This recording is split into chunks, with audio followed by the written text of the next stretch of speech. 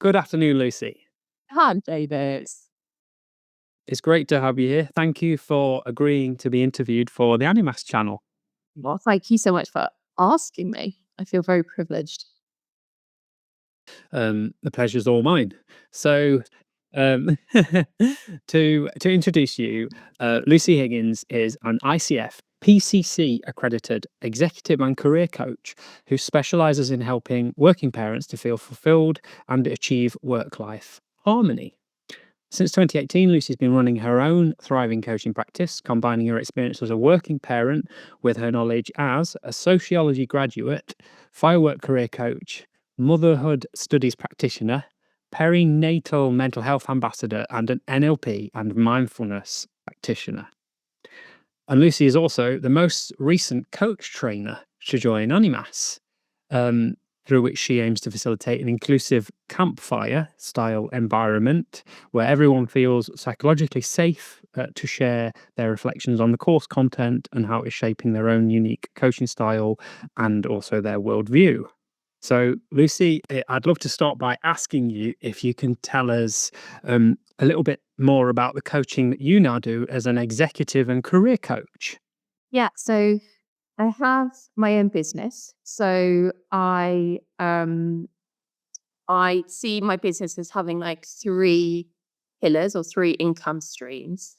And one is a private one-to-one offering so when I say private, I'm talking about individuals coming to me. And I offer them a career change program, which is a directive program. So it's actually something that I've created that gets somebody from A to B. And then I also offer them an executive or career coaching package, which is more pure coaching. So that's non-directive coaching, the type of coaching that the ICF endorse and also Animas. So that's one sort of section. And then I also work with corporates and I contract with them to work with their employees around career coaching, executive coaching, life coaching, whatever that employee needs really. But again, that's on a one-to-one. So that's my that's my sort of private work. And that tends to be, I'd say 99% of the people that I work with are women and mothers who are sort of juggling everything in life, but they really do care about their career and they don't just want to feel like they've plateaued or they've had to take a job that's much sort of less than. And they really want to achieve their potential at work, as well as looking after their children and being the sort of best mum they can be, really. So that's my sort of target market. And then the second income stream is I work for an associate company called Better Up. And that's like a platform, a coaching platform, where my profile is on there. And corporates, again, they pay Better Up to have a contract where their employees can go on there and choose the coach that's right for them. So when I say my profile's on there, what I mean is these employees don't just get any old coach. They choose who they want to work with. And again, I am working there with leaders, senior women, or sometimes emerging leaders who have children, but they really want to get onto that next step at work. Or sometimes they're struggling. They might be heading for burnout and they really want that space to think and to be more conscious about how they're living and how they're showing up at home and work. So there's that. And then the third income stream is Animas. So that's my training work. So I just do that 4 days a month. And then the rest of the stuff I've just talked about, I do for the rest of the month. So I work 5 days a week at the moment. So it's a full, busy coaching and training practice now. Does that answer your question? Is that all Yes, quite clear? thank you very Yeah. much. Okay. So, in terms of those three pillars, I definitely want to get into asking you more about associate coaching for Better Up. But before we do that, I've had a lot of coaches come on the channel, and we spoke a lot about executive and leadership coaching. But what do we mean by career coaching? And you mentioned sort of it being more directive. And I know that you're a certified fireworks career coach. So I wonder if you could tell us a bit more about what that means. Yeah.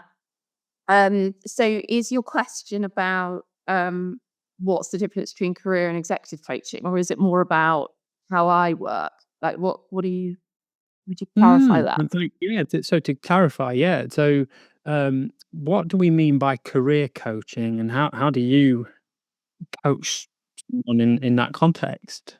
So the way I differentiate is that career coaching for me is about, well, firstly, my directive program is about career change. So that doesn't have to be someone at executive level. It could be anyone. So that's one differentiator. And it's career change in that it's somebody who's unhappy with and unfulfilled at work, and they want to specifically work on that area of their life. So, but the where it becomes muddy, I'm afraid, is that I, so here's probably what I need to say. I think from a marketing perspective, as coaches, we sort of do need to differentiate between executive career, life, etc. But actually, the reality is, in my experience anyway, is that we are coaching a human. We are coaching the whole person. So yes, I call myself an executive coach, a career coach, but the reality is I am doing humanistic coaching. They're coming to me saying, I I want to think about this in my career or change this in my career. And we're looking at the whole picture. We're not just looking at their career. We're looking at what the impact that has on their family life, their finances, their well-being, their friendship groups, etc. It's everything. So I suppose that's it's not as clear as that there's a difference. I just don't really see it that way. That my paradigm is like I'm sat in front of a human being. They happen to have come to me via a career or executive coaching platform, or they come to me because they want to change career. But I'm seeing them as what's going on in the systems, internal and external. What do they really want? So I'm not really that interested in whether it's career or executive or whatever. Does that make sense? Yeah, definitely. So what we're saying is it's less about the label we put on the type of coaching that we're doing at that point in time, and more about just meeting the individual in front of us where they're at, and kind of coaching from there. Like that it is for me. And I think it's a more palatable often for people to go and hire a career coach somehow. Just is. Like they feel it's okay to spend money on a career coach. And don't get me wrong, we will always be looking at their career. I'm not saying I'm shoehorning something in the back, I'm not directing them somewhere else at all. But what I'm saying is I'm more open-minded. I'm not like you're coming to me asking to change your career, but why is that? And where's the gap in your life and what will that bring you? Really getting to that higher level and that deeper level. And maybe that's where the sort of transformative work comes in, because yes, they're coming in with career, but we all know as coaches, there's often a lot going on underneath. Um, so I'd say, the focus for at the start is certainly career, but actually a lot of the work I do is around the identity of a person, um, their systems, what's going on in their lives externally, there's external systems. Um, what's really going to make them happy and fulfilled. And sometimes that is a bit of career and it's a bit of something else as well. Mm. I like it. It feels like it bridges the gap really well between, say, like a career advisor that might help typically young people and adults to find what the right career for them is, and then a recruiter that might help you find the job you're looking for if you know what you want. But I guess it bridges the gap and deals well with that, like all the what ifs and the, well, I'm not sure. It gets kind of in between.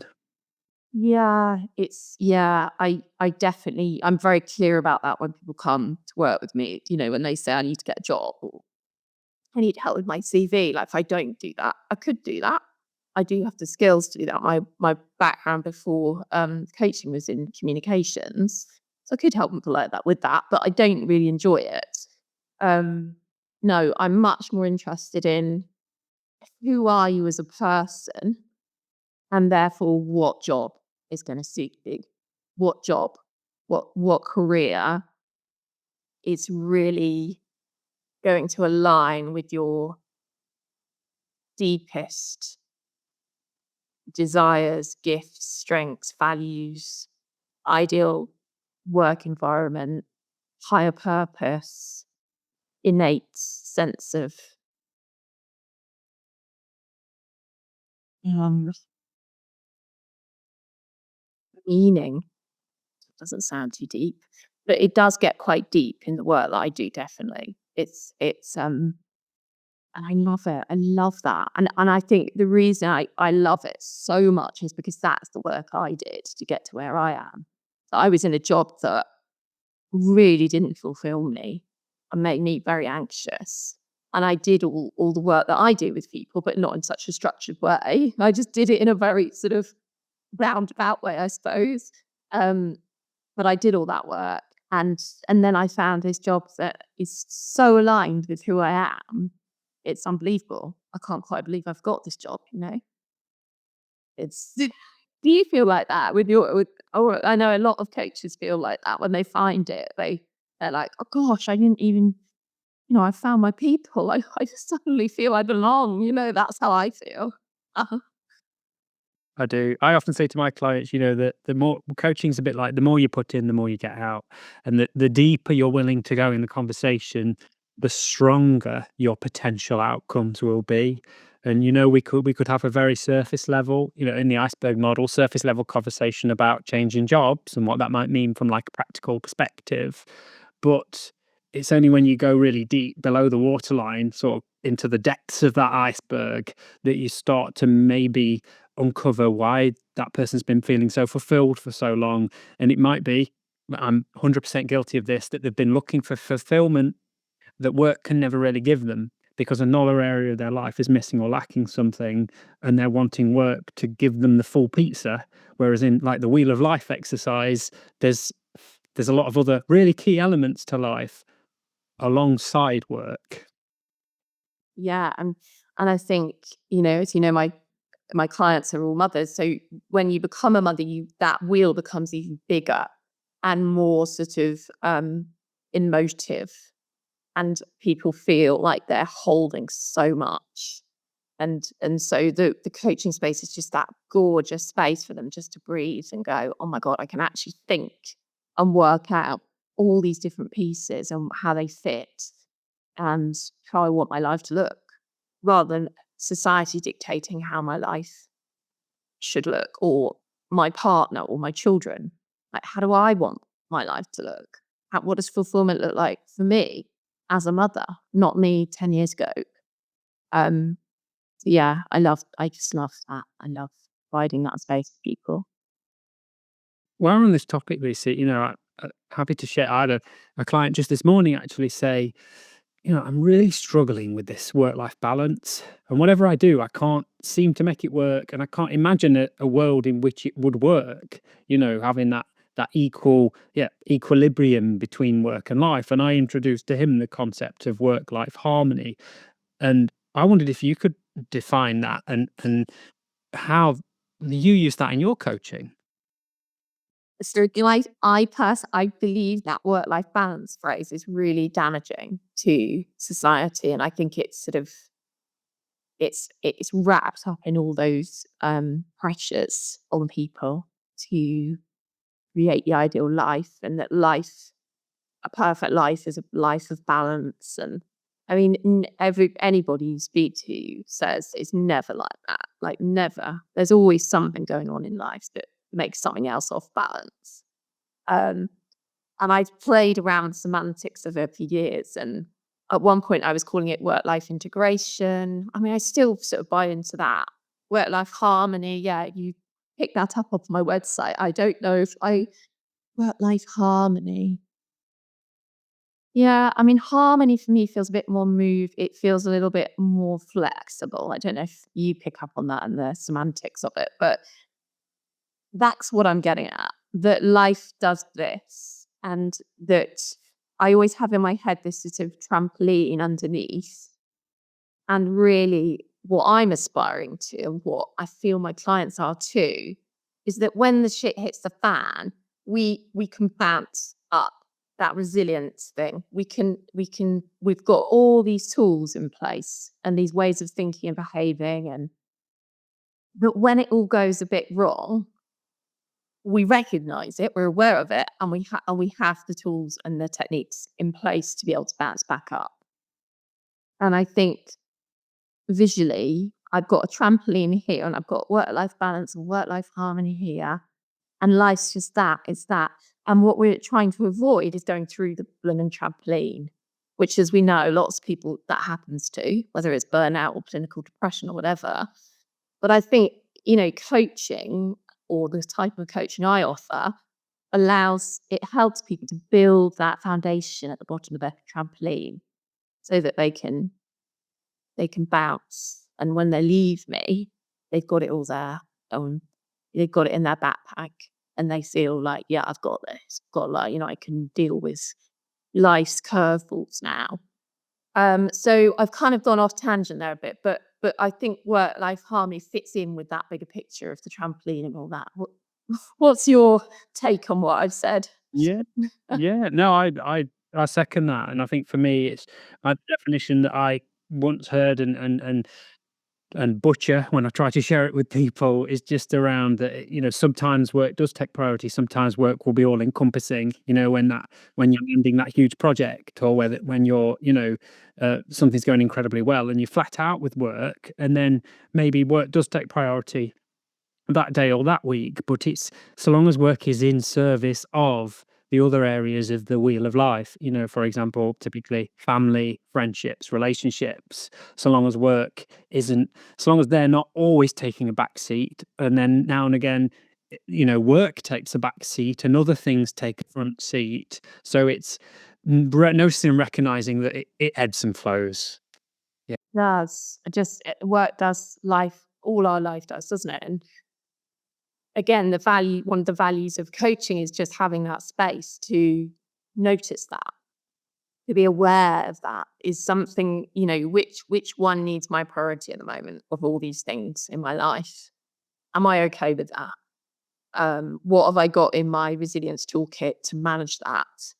What do I need to say no to at the moment in order to say yes to that thing that's a priority? Um, do I need to make a big change in my life? Do I want to be in this position this time next year? If not, what change do I need to make in the next 3 months? It's all that sort of aware. I think a lot of our work as coaches is around awareness, isn't it? It's like just helping our clients to, gives them that time to think and be aware, and then they can make that conscious choice. And I don't believe there is a one size fits all in terms of work life balance, work life harmony. It's so unique to every individual. And that's one of the things, again, I love about our job. It's so varied. Yes, I've got this fairly niche sort of ideal client, but they're all so different. There's so much variety in my work and the people that I'm working with. Um, Everyone's version of that is different. Everyone's values are different, or they might be the same words, but they mean something different. I love all that. So, yeah. Clearly, and I mean, there's a lot in your story that that I personally relate to. And you mentioned earlier, yes, I've definitely been on your website, and I particularly like how in your story you talk about going from worrier to warrior, and from one highly sensitive, or as I like to call it, highly attuned person to another. I wondered if you could share with us a little bit more about how you went from worrier to warrior to doing what you're doing today. Oh, so it makes me think about, in transaction analysis, the sort of parent, adult, child. And when I think about the warrior, I definitely am thinking about my child's ego state. So that's what really comes up, the child, this sort of sensitive soul that I felt was quite misunderstood. Like I used to cry so much as a child. and I felt very protected and in Cottonwood a lot of the time. Um, I never felt I could be really my true self. Um, I felt very, looking back on it, I was very conditioned by society, by the systems I was in. And I took that into my 20s and um, yeah, I just thought that was what life was, really. And I'm trying to think what the sort of turning point was. Actually, a big turning point for me was when I had my second child, and um, the teacher said he is showing real signs of anxiety. And I got this massive guilt of mum guilt, of, oh my, he's got that because of me. And I just thought to myself, I've got to sort myself out because I can't, because I believe we kind of, you know, we co-regulate our nervous systems. I don't know if you know about polyvagal theory and how we sort of, yeah. So, I was thinking, oh my, that's me. He's absorbed that off my body, not my nervous system. And that was the real motivation for me to go and do a lot of inner work and really move from Worrier to what I called on my website, true marketing style, Worrier. Um, and what I mean by that, I suppose, is just to go back to that metaphor or analogy, or I never know the difference really. Um, I would regularly bounce on that trampoline and go quite far to the bottom. Like I didn't really have the tools to manage my own well-being and really understand myself. And through therapy and coaching, I've found that I now understand myself so well and I'm okay with myself. And I found a career that actually suits being highly sensitive. Um, and I don't listen to other people so much. Even just in this career, I remember someone I really care about and value their opinion said to me, you can't be a coach or a counselor because you're too sensitive. Like you're going to take it all on. And that really put me off for a while. But then, as you and I know, no, that you learn how to manage, I suppose, your nervous system, so that you are providing that space for people that they need. You're not getting involved. You're not colluding. You're not emphasizing so heavily that you're in it with them at all. You learn how to deal with that. So I'm very proud of myself that I've managed to hold these two things, this ball of sensitivity, which so proud of. But then also this professionalism of being able to, create that distance between me and the client and ensure that I'm not crying every night because of all the sessions that I've got all day. I'm able to manage it. So yeah, it was this warrior thing was didn't happen overnight. It was me investing in myself and taking the time to really understand myself and understand my strengths and my uniqueness, and then marry that with, oh, how do I want to spend my days? Well, I want to spend my days in deep conversations with people. Thank you very much. And how am I going to create a work-life balance around my kids? Oh, look, there's this coaching thing that I could actually create that. Yes, please. And so lots of boxes started being ticked. And then I sort of moved towards the idea of becoming a coach. Um, and yeah, and then so I'd say it was from 2012 onwards I started thinking about it. Um, Having said that, I did leave one of my corporate jobs in 2007 to go and be a counsellor. And then I went back into corporate because I was too scared. So it has been, and all my friends at university were doing psychology degrees, and I've always hung out with people that are coaches and psychologists. But for some reason, I never thought I'm going to do that. Well, I did think of it, but I wasn't brave enough. That's the point. Wait, I didn't have enough self awareness to do it. But yeah, I did. After I had kids, that's when I really did that self awareness work. Mm. I like that, Lucy. Thank you for sharing. And I second your journey of coming out of something and then having a wobble and going back in before then coming out completely out. I've had a similar journey with my last career as well, going into to just to make sure, some people said, "Oh, you just like you enjoy pain, don't you?" Well, no, I went back in to just make absolutely sure that that might have been the right thing for me, but no, it reaffirmed that it wasn't the right thing. And I mean, from a you mentioned a highly sensitive perspective there. I wondered, as someone who also struggles with switching off and gets told boundaries a lot. I wondered how you make that work for you, because it's speaking of boundaries as a coach, and not taking the weight of your clients' troubles on your shoulders is something I really struggle with, and just wondered if there's any advice or guidance you give to people like myself listening who do find that challenge. Yeah. I mean, I suppose over the years, as my work's got as I've got busier and busier, it becomes even more important because I don't necessarily have the time for that self-reflection as much because I'm so busy. So what I do is invest in a coach, a therapist, and a supervisor. So I do have quite a lot of outgoings there, but I feel that's what I need to um what's the word? Maintain the instrument that is me. I am the business, aren't I? So if I don't invest in my own reflection and emotional um, needs and support and reflection, I'm not going to be a very good coach. So I'm a massive believer in not only supervision, but you seeking those support groups that you need or those support spaces in order to be the best coach you can be.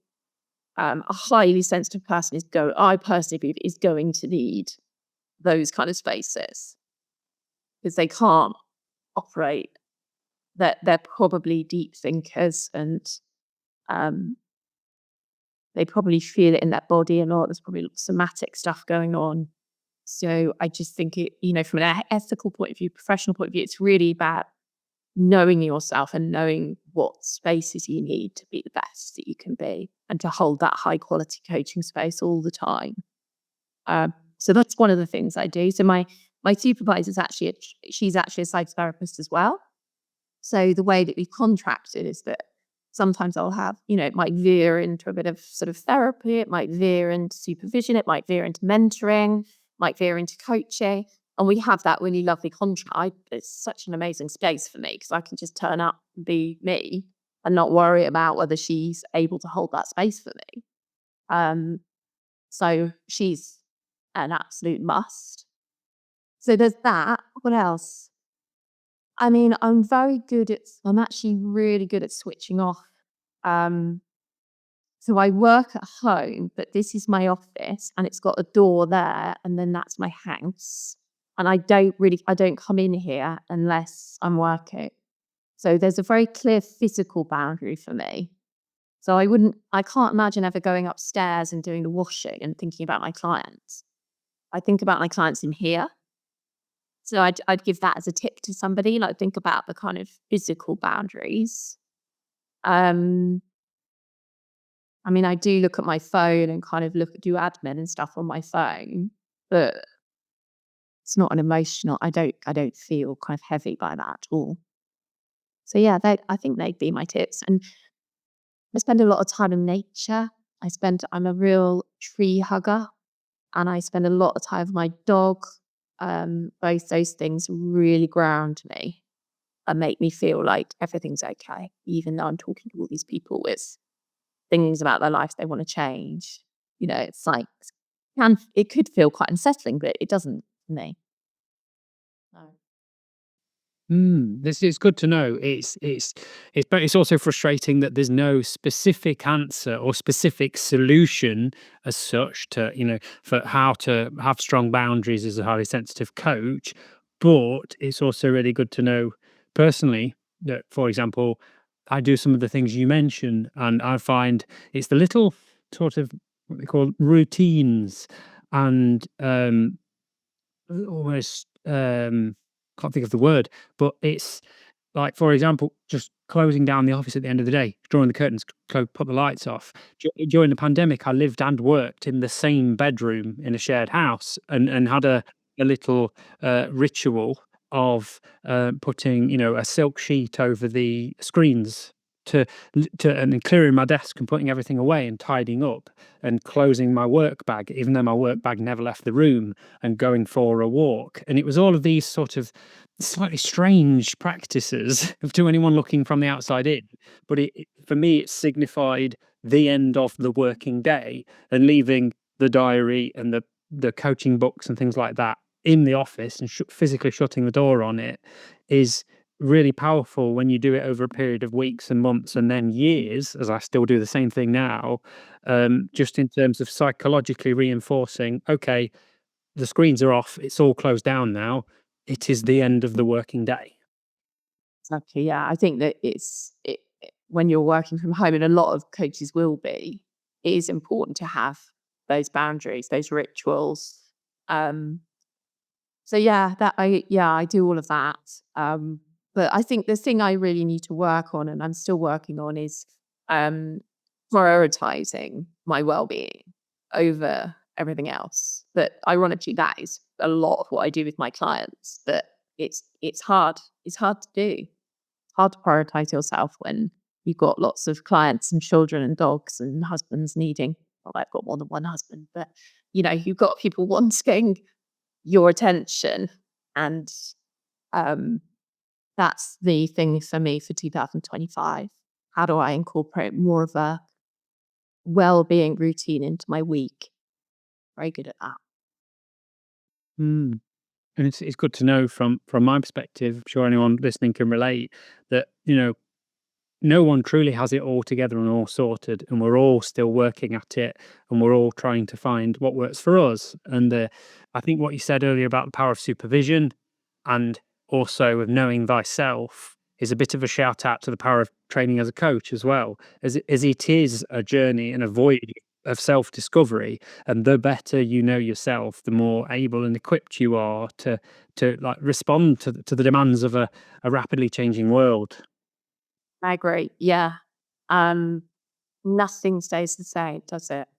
And our little anxious warrior brains would love everything to be the same and be certain, but it doesn't. So naturally, our well-being plans, our business strategy, everything's going to be evolving all the time. It's just the way it is. So we need to get used to it, really, and embrace it, and know ourselves well enough to be able to adapt to what's going on externally. Um, yeah, that's the way I see it. Thanks, Lucy. I want to ask you about your experiences with Animas, but before we do that, I just wanted to call out, when in the beginning of the conversation, you mentioned your three pillars of three income sources, and you mentioned associate coaching for Better Up. Now, for anyone listening, again, like myself, who's interested in associate coaching, but perhaps a bit nervous, a bit worried, you know, I wondered if you could tell us a bit about that journey for you, and maybe how it differs from coaching private clients, but also where the crossover is? Right. So the reason I decided to apply for the associate role was because I had a goal of getting my ACC, and I knew that I had to get 100 hours. And I thought, right, what's the quickest way of getting there? And rather than me spending time on marketing to get clients in through private means, I thought, why don't I do that? And it really worked. And then it helped me get my PCC as well, because I I get a constant stream of clients, and they're always my ideal client. So that is amazing, right? If you think about the other option, which is going out there and putting together sales funnels and going on Instagram and showing up when you don't want to show up, and being visible and writing blogs and holding events and all that stuff, which I really struggle with. This felt like, oh, this is easy. Um, the other benefit of it is there's no admin. So there's no invoicing, there's no selling, it's very easy, I suppose. That's the way I see it. The downside of it is you can't charge what you want to charge. So the fee is fixed. But there's a lot of CPD. There's so many benefits to it, I think. I mean, I've been reflecting on this because I was coaching somebody who's a new coach, and she was asking me, there was a bit of mentoring in the contract as well, and she was kind of saying about associate work and what are the benefits. And I did think to myself, I wonder whether part of it is because I am a mother as well. So I only work between 9 and 4. So when I'm on the platform, I can say, right, I only work between 9 and 4, and that's it. And then people book in with me. It's so easy for me. Whereas if I didn't have family and I was just working on my own, maybe I'd just have a lot more time to be doing all the marketing, and um, I wouldn't, I think it's to do with being time poor. It works very well for people who don't enjoy marketing, but they just want to coach. They just love coaching. Or maybe they want to get their hours up like I did. Maybe another thing it's really good for is testing out a niche. So I did my profile and said, working with mothers and blah, blah, blah, and got loads of experience of that. And then realized, yes, this is what I want to do. But equally, I might have thought, I'm not sure it is quite. And then I would have adapted my profile and then got different types of clients and tried them out. It's a great way of doing that as well. So yeah, and I like being part of that kind of global community of coaches. I get to work with people all around the world. And I just don't think my private business would have that same reach. It just wouldn't. So I love it. I love working with people in like the other side of the world. It's exciting. And it really taps into my kind of back of the day, I love traveling and, had freedom from the school run and all that. I get to meet people from all walks of life because of this platform. So it really does. I love it. I love it. Yeah. Thanks. Clearly, yeah, and I mean, it speaks volumes that you used it as a tool to get more hours to become accredited, and then you're continuing to use it afterwards. That speaks for itself. Actually, let me just correct that. I didn't use it to get my ACC. I used it to get my PCC. Sorry. And ACC, no, with ACC, I just got practice clients and did a load of quite cheap rate clients actually to get my ACC. And then once I got that, that's when I applied for the job, because these platforms tend to want ACC or PCC. So I knew that. So I thought, right, well, that's my first goal out of the training, was to get my ACC. Thanks, Lucy. And just to dispel any myth, if someone's thinking, that sounds great, I'm interested, but what if, what if I don't like the person? What if someone's thrust upon me that I have to coach them and I don't like them? How do I build rapport? Because I normally meet people over coffee. How am I going to enjoy it? How am I going to guarantee that I enjoy it as much as I enjoy coaching my private practice clients? It's exactly the same. I mean, it's you start off the conversation, you have an exploratory call with the person, and you say, I always start it off exactly how I start it off with private clients. This is an exploratory call. We're just deciding whether we have got rapport. I explained that the research shows that the biggest predictor of coaching outcomes is the relationship. So if we don't have that sort of good relationship at the start, you won't get as much out of it. I talk about how we're going to just talk about each other's backgrounds and what you want to get out of coaching. And then at the end of the session, we're going to have an open chat about whether we want to work together and whether you think I'm the right coach for you. And I always say, if you don't think I am, then you can just go back on the platform, try out a few more, and then come back if you want, or just not. So I'm very, I love that. I love that transparency. Sometimes there will be people who we agree, okay, let's have 3 sessions together and let's see at the end of those sessions how it's going. And then we decide to actually go and find another coach, or we carry on. So it's the same as private clients. It's about being brave and having those those open conversations. Yeah. Thank you for sharing. Thank you. So to finally move our spotlight onto the best to last, Animas. I know you've trained and studied for many different courses with Animas over the years, and now become an Animas trainer for over a year, since November 2023. And I wondered, what have your experiences been of being both a trainee and now a trainer with Animas? Well, it's very different because when I trained, it was face to face in London. There were 22 people in the room, and I had a different trainer for every module. Was it the same for you, or did you have the same trainer for all of them? I think there were different trainers for different modules. Yeah, back in 2022, I did mine. Yeah. And also the course that I did was not ACC accredited, let alone PCC.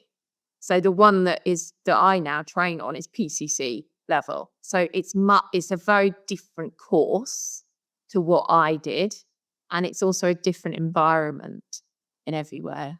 So, um, remind me of your question.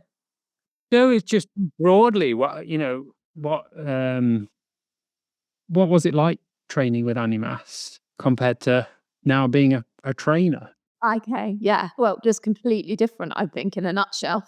Um, Firstly, training with Animas was just one of the highlights of my life. I just loved it. I was working with my husband at the time in his business. I didn't have anything for myself apart from children. And this was my time to escape to London for the weekend, be around a load of like minded people who I absolutely loved. The minute I was in that room, I was like, "Oh my god, these are my people. Like, they're gorgeous, they're open, they're not stuck up, they're not corporate." One of the reasons I chose Animas was because of how down to earth it was and how you didn't need a degree to get to do it. I didn't want to be around a load of people that were so attached to academia and social constraints and conditioning. I wanted to be around lots of different types of people, and I got that. Oh my god, it was amazing. Um, and I wanted to sort of shake up my paradigm, and that course really helped me do that in many ways. So yeah, I loved all of it. I got a lot of free coaching. I remember doing a lot of crying over those 6 months. A lot of real deep introspection. Um, it was a very, very special time, and I was very sad when it was over. So yeah, moving towards now when I'm a trainer, it's interesting because I would never, I mean, God, I remember looking at those trainers and going, I could never do that. How are they doing that?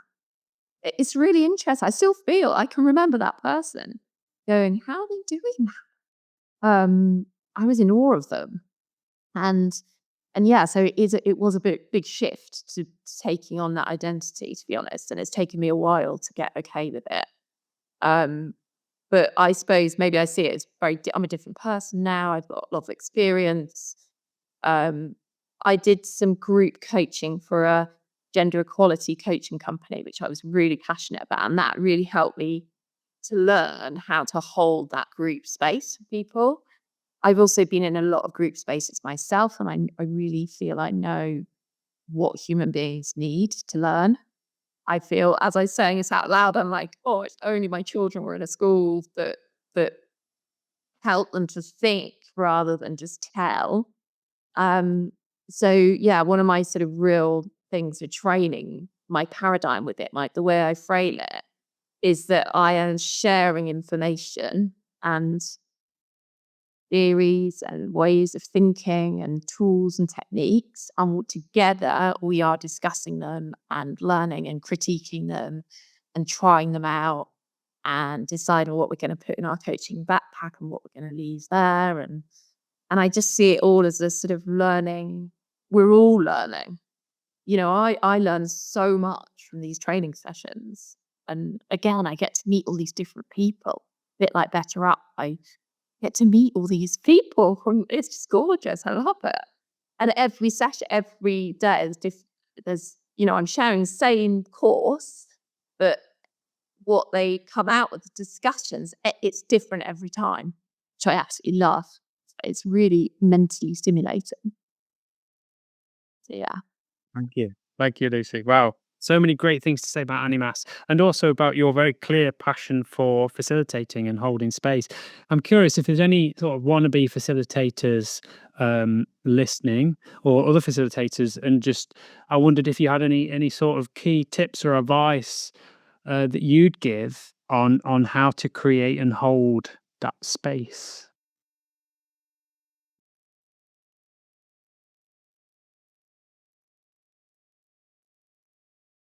Quite a lot of ticks coming up for me. Like, don't be afraid of silence.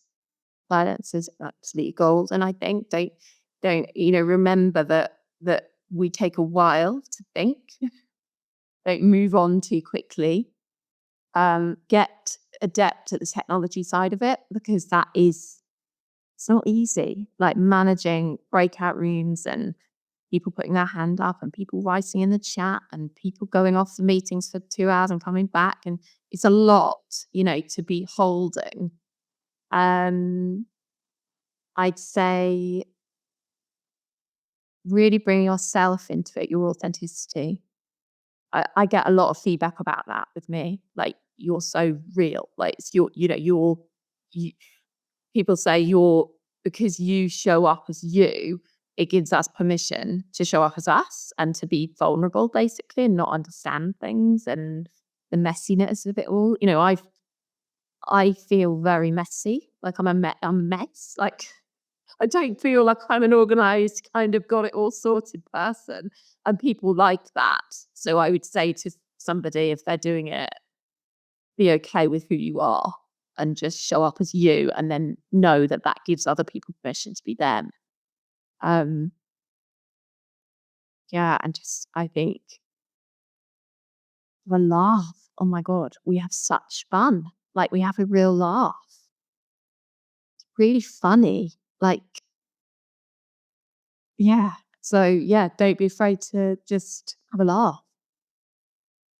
And be flexible with the structure. I know that's another thing. I used to be very sort of like, oh god, if it doesn't finish by 2:30 and and panic.